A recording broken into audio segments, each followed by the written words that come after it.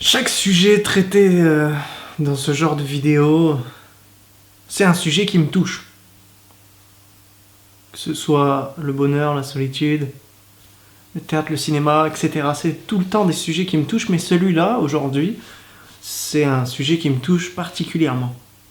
Je peux vous le dire dès le début, hein, c'est un sujet qui m'a sauvé la vie. Bon. On en parle ou pas? Épisode 6. Je te connais même pas et tu me racontes ta vie. Je te connais même pas et tu me racontes ta vie. Sale fils de 1, tu m'as pris pour un psy. Tu m'as pris pour un psy. J'allie le croche au captivant, la sensation stimulant les lendemains au déprimant. Au psychologue, viens écouter ce que les belles aiment révéler. Au psychologue, viens révéler ce que les belles aiment se cacher. Donc là, on va s'intéresser à ce sujet en parlant en 3 parties. Souvent, je fais 3 parties, mais là, c'est sûr, c'est 3 parties. Il n'y aura peut-être pas de problématique. Première partie, avant d'aller chez le psy. Donc, ce que j'en pensais avant d'y aller. Numéro 2, la première fois que je suis allé chez le psy. Et numéro 3, maintenant, ce que j'en pense après être allé plusieurs fois. Numéro 1, avant d'aller chez le psy, je me suis un tout petit peu renseigné. D'abord, j'ai cherché la différence entre psychologue et psychiatre. Bon, pour faire la synthèse de ce que j'ai eu comme témoignage, il paraît qu'un psychologue te donne à réfléchir et un psychiatre, ça te donne des médicaments. Bon, moi j'ai très bien vu ce que ça faisait les antidépresseurs sur ce genre de personnes, et je trouve que laisser gérer ses émotions par une pilule, par un cachet, je trouve que c'est pas terrible. Je préfère trouver les solutions moi-même plutôt que d'avaler un truc. Alors du coup, je me suis intéressé aux psychologues. Bon, déjà c'est comme partout, hein, il y en a des bons, il y en a des moins bons, hein, il y a des cons partout, comme on dit. Et il vaut mieux en trouver un qui est prêt à nous écouter, avec lequel on est en phase. C'est pas parce que votre ami a aimé un psy que vous allez l'aimer aussi. Je me posais beaucoup de questions avant d'être allé chez le psy. Je me posais beaucoup de...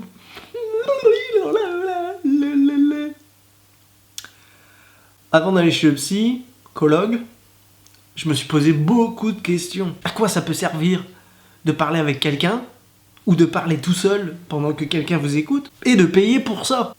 Question légitime. Est-ce qu'il peut donner des solutions à tes problèmes? Tout simplement. Question légitime. Question légitime. Et comme je me posais ces questions, et comme je les posais à mes proches qui sont allés voir un psychologue, eh ben, ils m'ont répondu que le plus simple, ce serait d'y aller par moi-même, de me faire mon propre avis. Parce que ça piquait ma curiosité, évidemment. Et parce que ça ne pouvait être que bénéfique, vu dans l'état dans lequel j'étais. Du coup, j'ai pris rendez-vous. Numéro 2. La première fois chez le psy, alors, mon premier rendez-vous, il s'est très mal passé. Je me suis trompé d'adresse et du coup j'étais à 30 minutes à pied de l'endroit où je devais être. J'ai couru, j'ai sué, j'ai stressé. Puis, il m'a ouvert la porte. Il m'a tendu sa main. Parce qu'on se serrait la main avant le Covid. Et directement il m'a dit « Je vous rencontre. Je vous rencontre à peine et vous m'avez mis une boule dans le ventre. » C'est pas le genre de sensation que je fais aux gens de manière générale quand je les rencontre pour la première fois. Mais en une poignée de main, en un regard, il a compris ma détresse et mon état psychologique en fait défaillant. Et ça m'a plu, parce que c'est ce que je voulais, c'est être compris sans parler. Parce que de manière générale, très souvent, on me dit que je suis souriant et que j'ai de la joie de vivre. C'était avant Covid. Et pendant les 30 minutes où j'ai couru, où j'ai sué, je me posais plein de questions. Je me disais peut-être qu'on va parler de ça. Alors je réfléchissais à tous les sujets auxquels on avait parlé, auxquels j'allais parler avec lui. Et finalement, aucun de ces sujets n'a été abordé. Rien ne s'est passé comme je l'avais imaginé. Il m'a fait ressurgir des idées, des vieilles idées que j'avais. Il m'a fait me poser des questions auxquelles j'avais jamais pensé. Et finalement, en à peine la moitié de la séance, il a brisé ma carapace. Et il a réussi à me cerner en 1 heure. En 45 minutes parce que j'étais en retard. Il a débordé un peu sur le rendez-vous d'après. Ça, c'est gentil.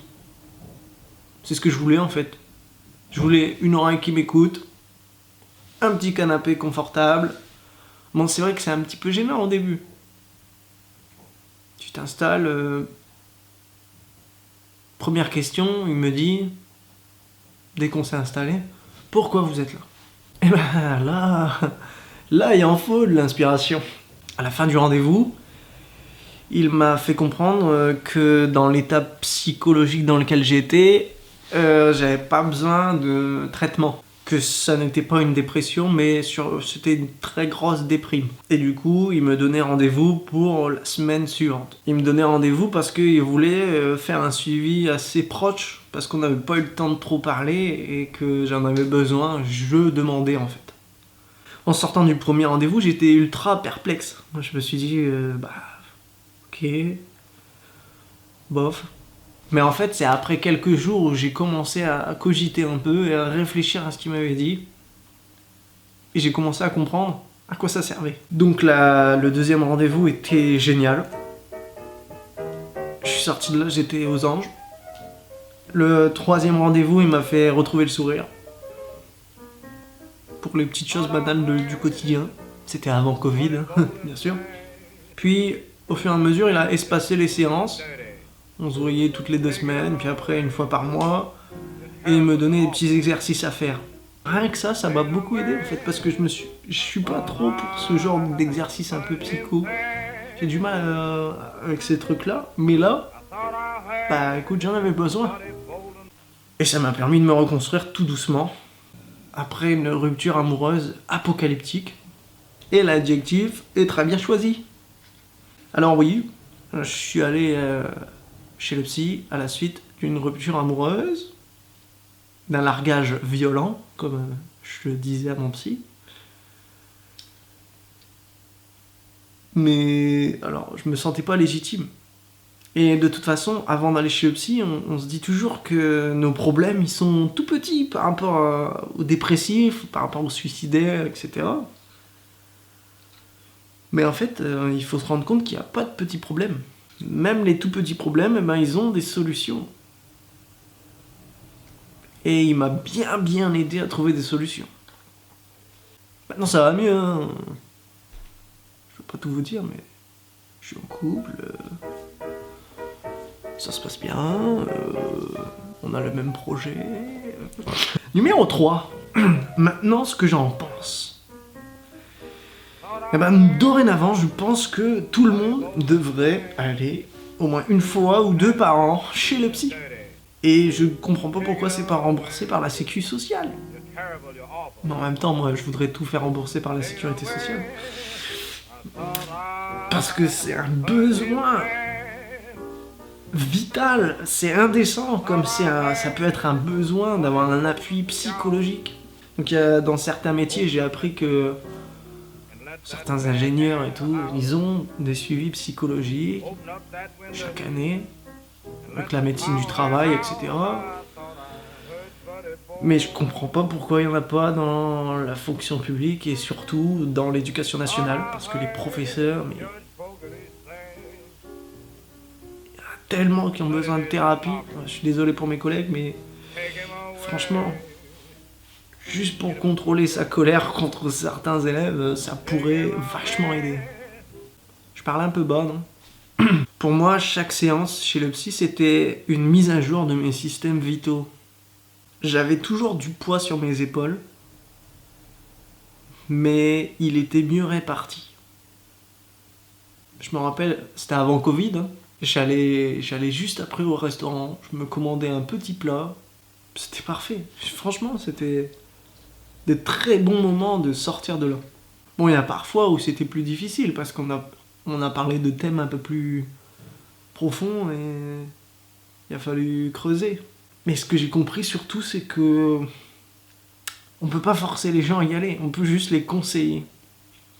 Donc moi, je vous conseille d'y aller. C'est pour ça que j'ai pas mis l'impératif dans le titre, j'ai mis aller à l'infinitif.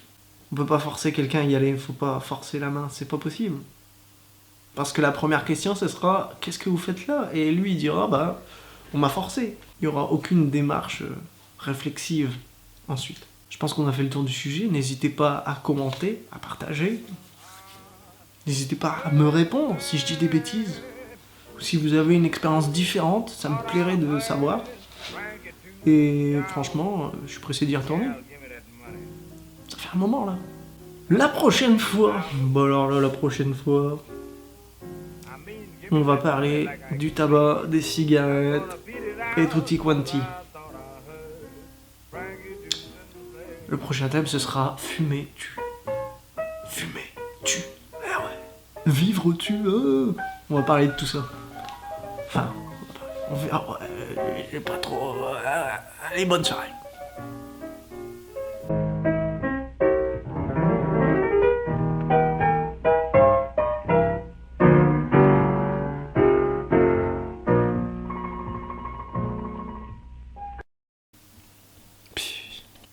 Question légitime.